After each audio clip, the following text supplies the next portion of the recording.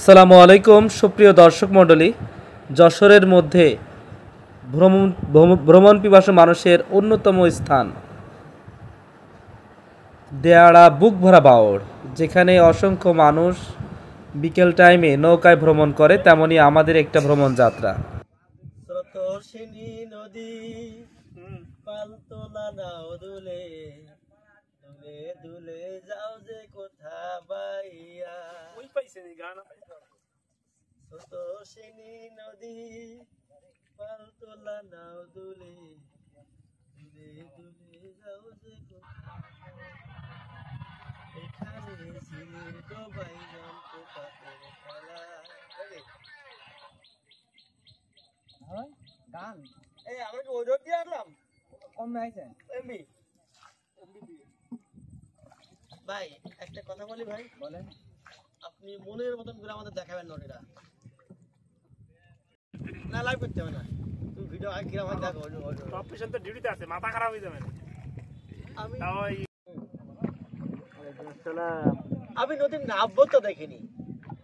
কিন্তু নদী দেখেছি আমি নদীর সীমাহীন অথই মহব্বত দেখিনি কিন্তু নদীর সৌন্দর্য দেখেছি আমি যেখানে যাই দু চোখ এক কেজি 100 টাকা সমুদ্র নদী সাগর রেখে দিলে পরে কাটা যাবে না পানির এক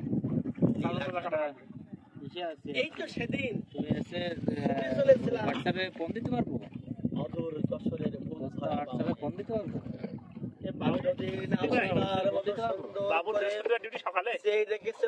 পানির